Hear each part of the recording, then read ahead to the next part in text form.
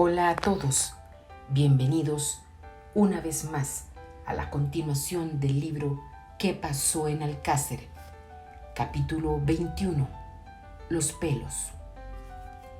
El informe sobre el análisis de los cabellos y vellos encontrados en la Romana, en los dos coches y en los cuerpos y ropas de las víctimas se hizo esperar.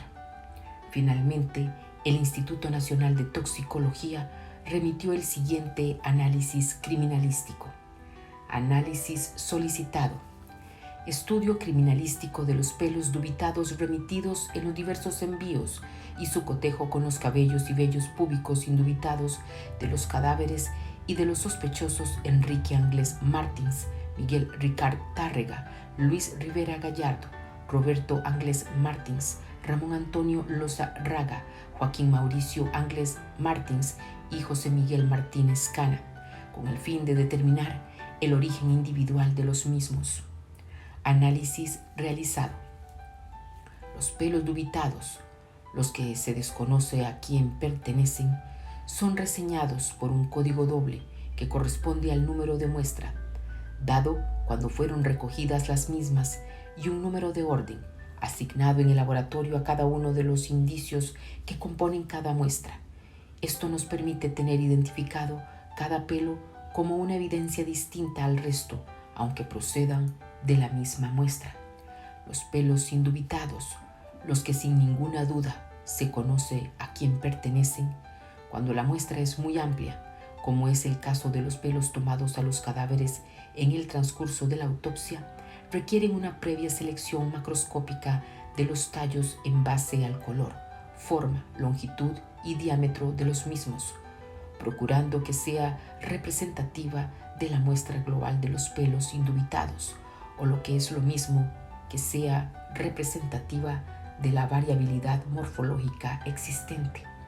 Cada pelo, dubitado o indubitado, es analizado macroscópicamente, teniendo en consideración la longitud, grosor, forma y color de cabello a la luz incidente. A continuación, cada pelo es montado en medio estéril con glicerina entre porta y cubre para su estudio al microscopio óptico binocular.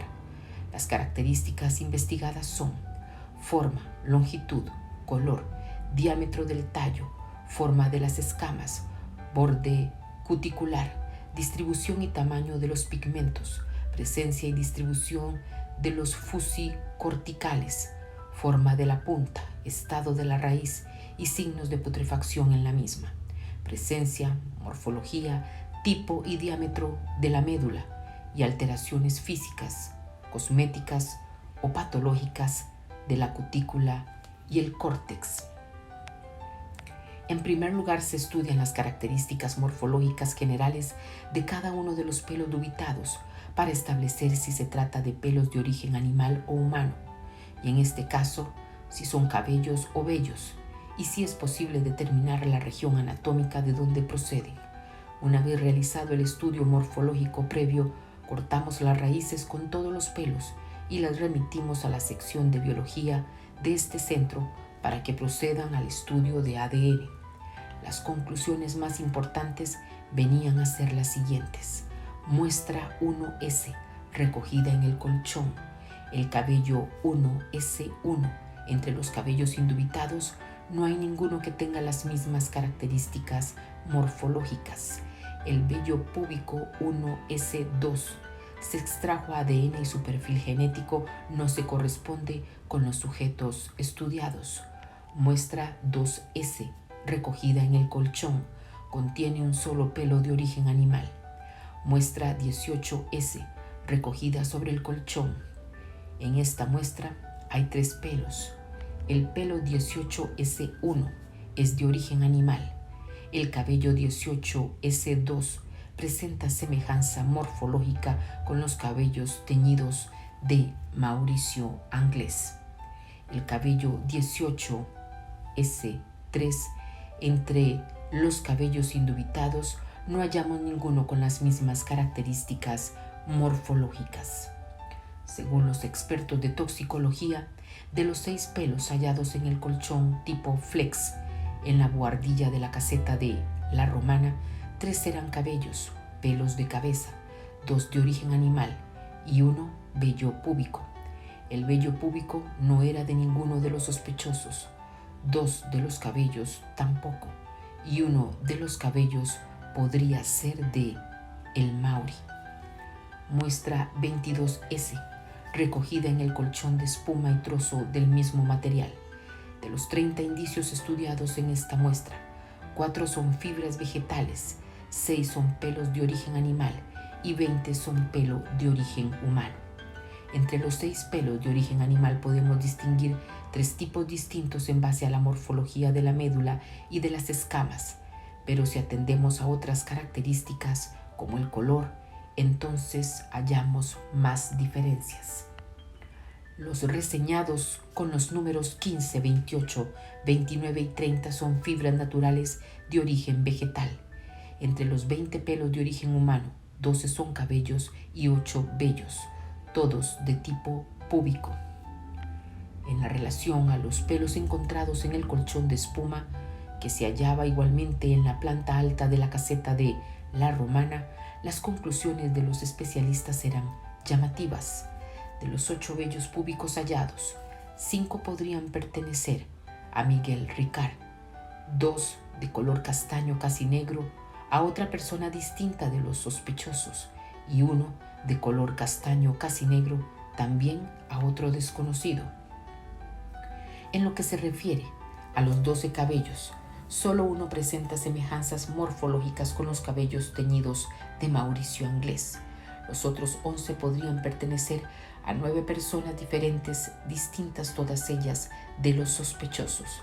Además, sobre el colchón había 6 pelos de origen animal que podrían pertenecer, al menos, a 3 tipos distintos. Muestras recogidas en el Opel Corsa.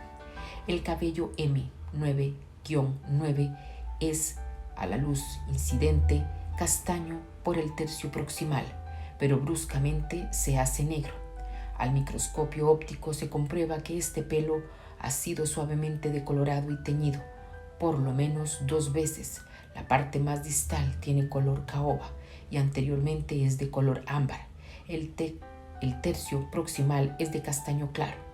Este cabello es semejante a los indubitados de Desiree Hernández Folk, en especial el reseñado con el número 9 de dicha muestra. El análisis de este cabello suponía una auténtica revelación. Aunque los resultados de los análisis morfológicos de los pelos no son concluyentes, sino simplemente aproximativos, podía ser una prueba, la única, de que las niñas subieron al Opel Corsa de Miguel Ricard. Muestras recogidas en el Seat Ronda. El pelo C8.8 es un fragmento de cabello, está roto y desflecado por ambos extremos, de color a la luz incidente es negro, pero al microscopio se distinguen los pigmentos y una coloración caoba como signo de tinción, probablemente temporal. Este fragmento de pelo guarda correspondencia morfológica con las fibras capilares de Desiree Hernández Folk. Sin duda, este dato aportado por el informe del Instituto Nacional de Toxicología iba a ser una verdadera sorpresa. Según los especialistas, podía haber un cabello de Desiree en el Seat Ronda, un vehículo que Antonio Anglés compró el 4 de diciembre, es decir, 21 días después que desaparecieran Miriam, Toñi y Desiree. Si este dato era cierto, si el cabello era realmente de Desiree, significaba que las niñas habían estado vivas más de 20 días. Muestras tomadas del cadáver número 1 y sus ropas por el profesor Frontela. Se componen en su mayoría de cabellos y vellos con signos de desprendimiento post-mortem y que presentan semejanza morfológica con los pelos indubitados de Desiree Hernández. Hay también 4 pelos de origen animal. El pelo reseñado con el número 1.3.3 es un vello púbico con características morfológicas distintas al resto de los vellos que componen esta muestra y los indubitados analizados. El detalle más relevante de este grupo de pelos es que había un vello púbico que no pertenecía a ninguno de los sospechosos, que había sido encontrado entre las ropas de una de las víctimas. Además, con respecto al análisis de los pelos hallados por el profesor Frontela, hubo un detalle, cuando menos curioso, que se produjo cuando declararon los peritos del instituto. Fiscal. Algunos de estos pelos fueron encontrados en las ropas y los restos humanos de las víctimas, por ejemplo, de la cabeza, del sostén, del jersey, del resto de la ropa y de las ligaduras de las botas de Antonia, de la cabeza, ropa, cazadora, botas, sostén, bragas y cinturón del pantalón de Desiree, y de la braga, sostén, camisa, resto de ropa y cabeza de Miriam. Perito. Así es. Fiscal. Concretamente, de estos hay 35 de Antonia, 15 de Desiree y 16 de Miriam. Perito. Sí. Fiscal. De origen animal, que lo tengo así reseñado, en el cadáver 1 había 4, la muestra número 6. Solamente en el cadáver 1. Perito. Solo. Fiscal. Es el que estaba más alto, más próximo a la superficie. ¿Quiere esto decir que haya habido allí alimañas y animales? Perito. Supone una cierta contaminación. El fiscal Beltrán pretendía demostrar la existencia de las desconocidas alimañas, entre comillas, que habrían devorado parte del cadáver número 1.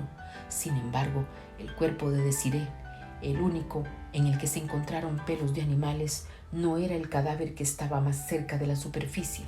El profesor Frontela se había equivocado al numerar los cuerpos y confundió al fiscal. ¿Cómo podía explicarse la presencia de esos pelos animales en un cuerpo enterrado profundamente? Muestras tomadas del cadáver número 2 y sus ropas por el profesor Frontela. Se componen en su mayoría de cabellos y vellos con signo de desprendimiento post-mortem y que presentan semejanza morfológica con los pelos indubitados de Antonia Gómez. Los cabellos reseñados como 222 y 271, así como los vellos 241 y 261, no presentan semejanza morfológica con los pelos indubitados analizados. Algunos vellos púbicos también presentan semejanza morfológica a los de Antonia. Otros, sin embargo, los rubios, no se asemejan a los de ninguno de los 3 cadáveres. En este caso, de los pelos encontrados por el profesor Frontela, había al menos 2 cabellos y 2 vellos púbicos que pertenecían a desconocidos, algo de gran importancia, ya que había sido hallados en las prendas de vestir y el cuerpo de Toñi Gómez. Muestras tomadas del cadáver número 3 y sus ropas por el profesor Frontela. Se componen de cabellos y vellos con signos de desprendimiento post-mortem o con las raíces en fase telógena.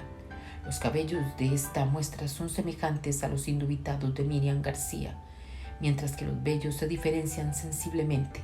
El vello 312 presenta características morfológicas distintas al resto de vellos de esta muestra y de los indubitados analizados. Para finalizar con el análisis de los pelos hallados por el profesor Frontela, en el caso de las ropas de Miriam García, había un vello púbico que tampoco pertenecía a ninguno de los sospechosos. Eran demasiados vellos púbicos de desconocidos.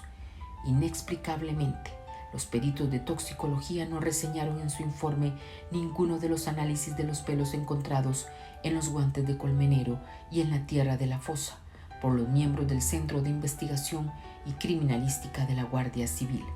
Además, se les había olvidado, entre comillas, analizar los 3 pelos que encontraron los propios peritos del Instituto Nacional de Toxicología durante la realización de uno de los análisis, algo que reconocieron el 21 de febrero de 1997, 4 años después de que les fueran remitidos. Una vez hechas las comprobaciones oportunas, puedo informarle que los 2 pelos de origen sexual encontrados en la cara posterior del codo izquierdo del cadáver número 1 y el pelo de origen sexual encontrado en la mano derecha del cadáver número 2 fueron conservados y han permanecido custodiados en este centro para su posterior análisis. No fueron objeto de estudio inicialmente, sí en el momento presente. V.E. lo considera oportuno, podría llevarse a cabo el análisis. El director del instituto.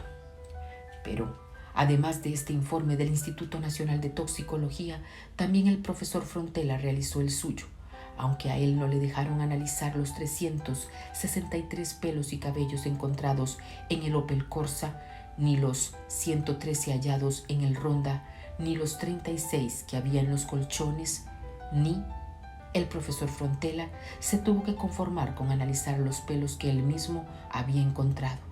Así explica el catedrático sevillano a los jueces los estudios realizados.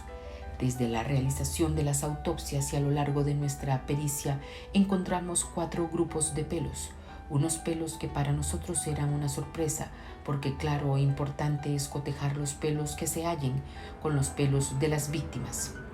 Lógicamente, cuando nosotros vamos a efectuar la autopsia, una de las partes de ella es tomar pelos de las víctimas, del pubis y de la cabeza, a fin de luego cotejarlos con los pelos que podamos hallar, como los pelos del pubis, junto con los aparatos genitales que los habían amputado. Nosotros no pudimos tomar ningún pelo de esas partes. Vamos a los pelos de la cabeza. También nos encontramos con una gran sorpresa, es que estaban hechos una especie de ovillo, mezclados los pelos de las 3 víctimas. Luego tampoco para nosotros ofrecía ninguna garantía tomar los pelos directamente de las víctimas en el transcurso de la autopsia que realizamos. Esa es la razón por la que, a posteriori, nosotros, a la autoridad competente, solicitamos muestras de los pelos indubitados de las 3 víctimas. Eso fue una parte de los pelos que nosotros estudiamos, pues dado que en el transcurso de las autopsias no había ninguna garantía que perteneciesen indubitadamente de esas víctimas, lo solicitamos al ilustrísimo señor juez de instrucción y eso fueron una de las muestras que nosotros estudiamos. En el transcurso de la realización de la autopsia nosotros tuvimos acceso a la ropa de las víctimas. Entre la ropa de las víctimas había un pelo que nos llamaba mucho la atención porque estaba incrustado entre una de las vendas o lazos con los que había sido maniatada una de las víctimas y putrílago. Luego, ese fue uno de los pelos que tomamos en el primer momento en el transcurso de la realización de la autopsia, porque nos ofrecía garantía que no procedía de contaminación. Descartamos los pelos que podían hallarse sobre el cadáver y cuando nosotros íbamos a proseguir el estudio de los pelos y otros elementos, no solo pelos que pudieran existir sobre las ropas, el ilustrísimo señor juez de instrucción nos solicitó que devolviésemos la ropa y por lo tanto interrumpimos el estudio de los pelos.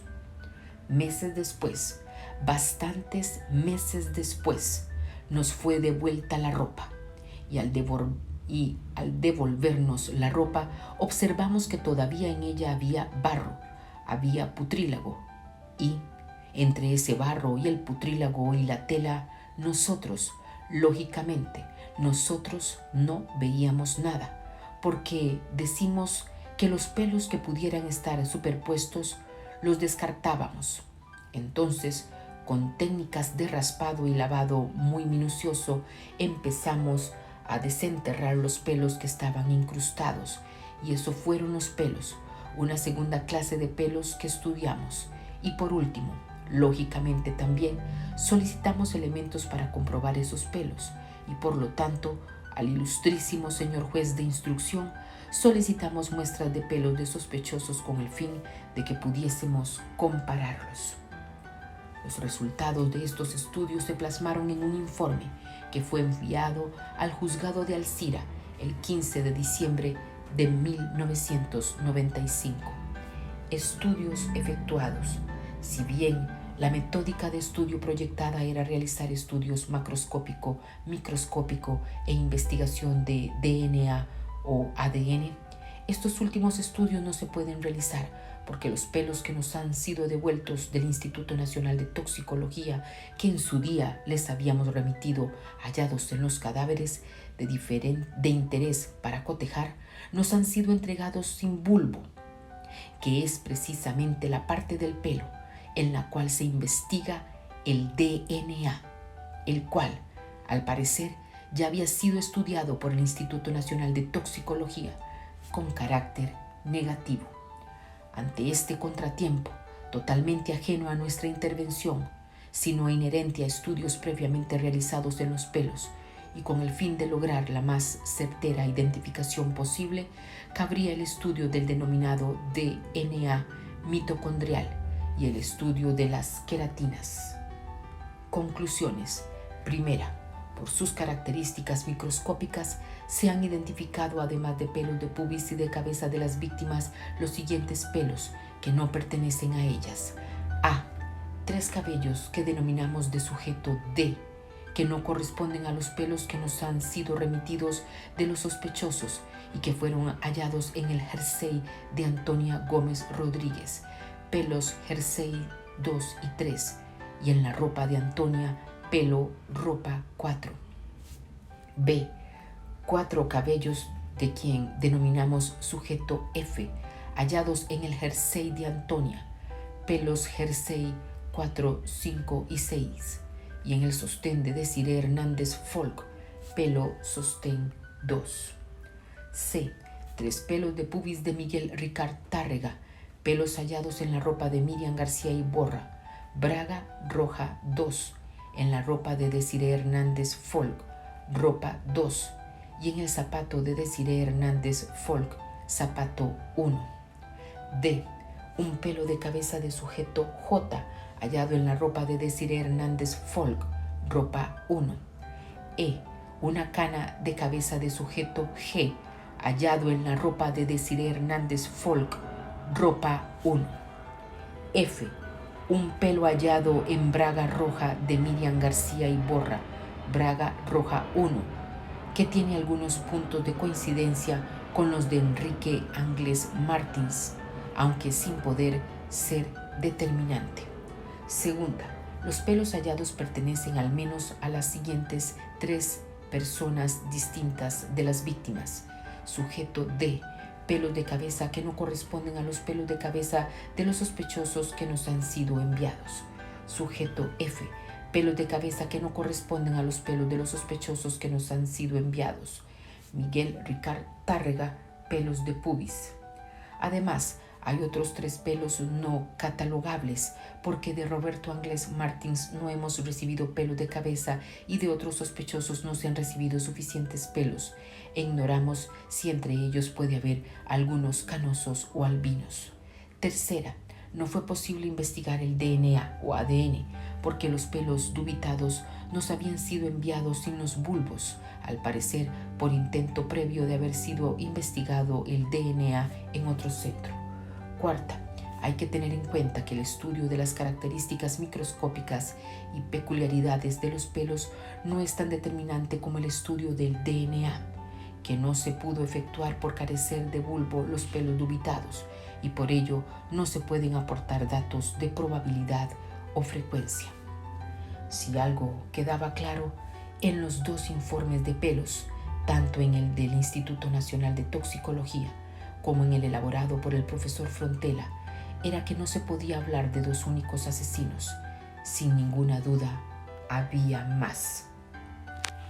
Hasta acá, el final del capítulo 21 del libro ¿Qué pasó en Alcácer? Por su atención, mil gracias. Los espero en la próxima entrega.